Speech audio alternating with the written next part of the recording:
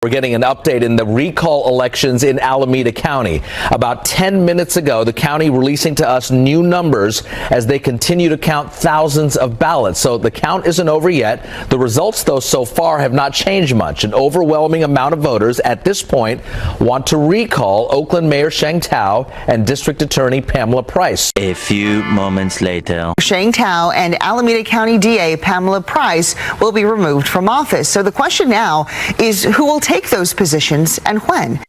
Historic moment. This is the first time Oakland voters have successfully recalled a mayor.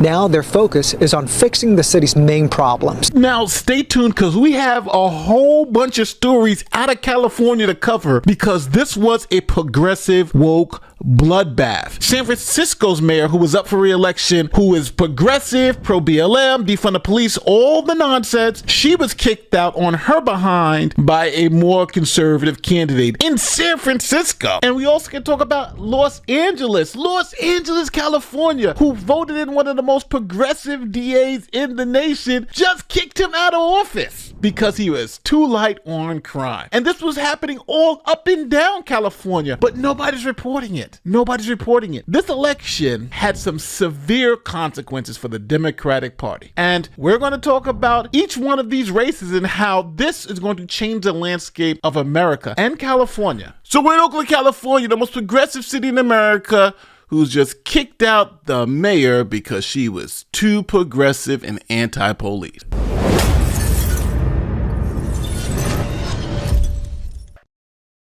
Okay, so to understand the story why a progressive mayor got kicked out of one of the most progressive cities in America, you have to understand what was going on in the city before this woman became mayor and after this woman became mayor. So here is what crime statistics look like before she got into office. Oakland is seeing a dramatic drop in the crime rate, especially when it comes to murder. KPIX5's Ann Makovic takes a look at the strategy by the police department, and it appears to be working. Yeah, good news is certainly welcome. This is a city that has averaged more than 100 homicides a year for the last 4+ decades. And today, Oakland leaders releasing the annual crime data report, which they say shows a steady 5-year decline in shootings, homicides, and robberies. There were 75 homicides occurring in Oakland last year. That is down from 85 in 2016, and that follows that downward trend. 2016 brought a 12% drop in violent crime versus the 5-year average and a 20% drop in robberies. So then crime became a racial issue, and funding police and holding people accountable for criminal activity became racist. So cities like Oakland said, you know what we're going to do? We're going to defund the police. We don't like criminal justice. We're not going to hold people accountable because doing so is racist. So they defunded their police department. In Oakland tonight, defunding the police has become a reality. Hours ago, the council voted to take more than $18 million away from the police department to invest in violence prevention programs. Where 3 hours ago, the city recorded its 62nd homicide of the year. A man shot and killed on Chestnut Street, West Grand Avenue. No word on a motive yet. This latest homicide comes after a vote by the city council last night to cut the mayor's proposed police budget by $18.4 million. The mayor says that's going to result in the loss of 50 police officer jobs at a time when violent crime is way up. Those backing the cuts say the money's better spent on violence prevention programs. So obviously, we know what happened. Crime exploded. Let's get right over to KPIX5's Ann Makovic, who is live at the news desk on Oakland's increase in violent crime.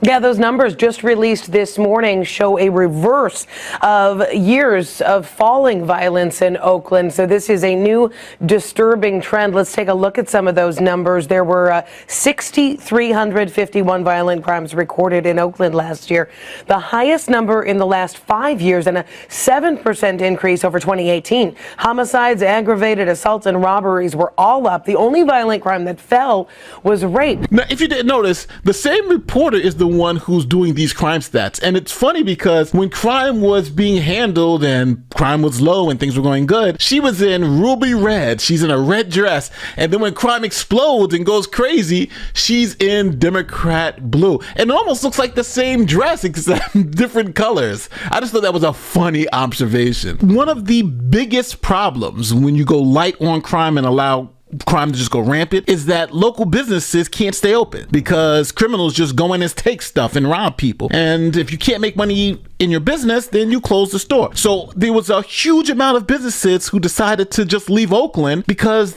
their employees weren't safe. This Target near downtown Oakland is set to close by mid-October. I'm sad. What about the seniors? I do in home care, and she lives right here. Only full-service grocery store in West Oakland is shutting down.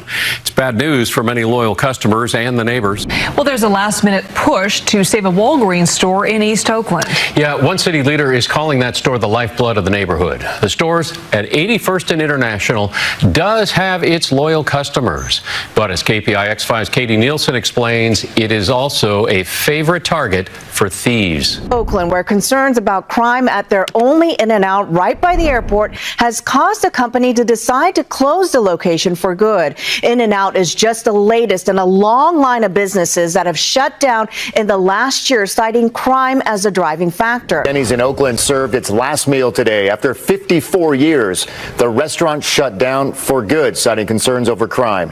As KTVU's Henry Lee reports, this is just the latest business to close its doors due to the ongoing violence. So things were going insanely out of control, and the mayor had to start doing damage control, saying, hey, this wasn't my fault, it was all someone else's fault. You don't believe me? Here she is being confronted about the surge in crime after her policies have failed. Some of your critics do allege that the burglary that took Officer Lay's life and other crimes that happened in 2023, that they happened on your watch. Data from your police department shows robberies, burglaries, and car thefts all up last year. How do you explain that? You know, I have the best job in the world. That's because every day I have a chance to fight for a safer, more affordable, and prosperous Oakland. And I ask all Oaklanders to help me achieve that vision with hope and with collaboration, and really push aside division and fear. The only way that we're going to get through this is together. And, I want to thank you for that question, because I should clarify the record. I have 3 points I want to make. First, making Oakland safer for children, families, businesses, and visitors is my top priority. And I join Oaklanders in demanding for more prevention, more enforcement, and more accountability for the criminal groups inflicting harm upon our community. Second, crime in Oakland has been on a steady rise since 2019, a full 3 years before I took office. And it is dishonest for anyone to state that crime started rising under my watch only. Under my watch, however, we looked under the hood and identified issues that needed fixing while setting priorities that really move Oakland forward. And third, my record is clear. Despite inheriting rising crime rates and a historic budget deficit, I have taken aggressive action to reduce crime by investing in a robust police department, by strengthening violence prevention initiatives, and leveraging technology to disrupt the criminal networks. And under my leadership, Oakland has more police officers, more safety ambassadors, and more violence prevention teams on our streets than any time in the last 2 years. Of course, things don't get better overnight. We have already diagnosed the issue, right? And so right now we are implementing our plan so that we can ensure to reduce crime and improve the whole community sense of security here in the city of Oakland. Now, no one believed that, so people kept pushing forward to, we got to get this woman out of office so the city is not destroyed. And then the mayor got hit with some more bad news. The FBI was investigating her for corruption. And we start with that breaking news happening right now in Oakland. The FBI has raided a home associated with Oakland Mayor Shintao. Within the last hour, agents left carrying boxes. You see them right there out of the home. And sources are now telling ABC 7 News this may be a part of a larger raid involving several other locations across the city of Oakland. Thanks for joining us on this busy news day. I'm Julian Glover. And I'm Kristen Z. The home associated with Mayor Shintao is on Maiden Lane in Oakland, just off of Highway 13. So yeah, I think Mayor Tao is about to have some problems. People don't like her policies. Crime is exploding. The city's going to hell. And on top of that, she's under FBI investigation. So it was time for the mayor and also the corrupt DA to get the hell out of here.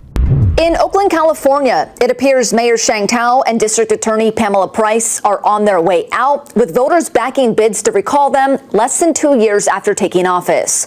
Both recalls are leading 65% to 35%, with 100% of precincts reporting. The results, however, have not been finalized. According to organizers behind the recall efforts, voters are celebrating the results as they believe the mayor and DA have been too soft on crime, KTVU reports. Critics said Tao should not have fired police chief Laron Armstrong and is also to blame for sports teams leaving the city.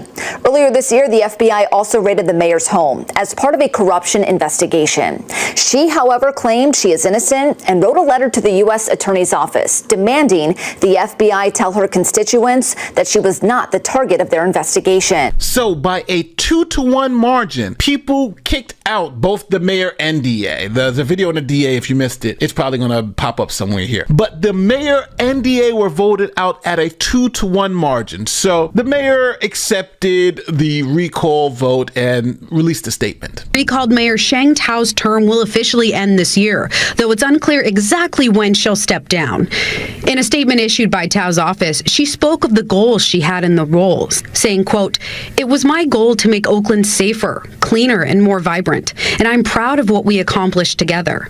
I am deeply proud of the progress we created together, and I'm committed to ensuring we stay on track by supporting a smooth transition." So, if you like to hear more of these stories, don't forget, stay tuned. Like, share, subscribe, do all the great YouTube stuff. And if you're listening to me now and haven't subscribed, you're like part of what? I got like 70% of the people who watch every video don't subscribe. All you gotta do is click that button and come with us on this journey. My name is Nate the Lawyer, and I'm gonna see you in the next one. Peace.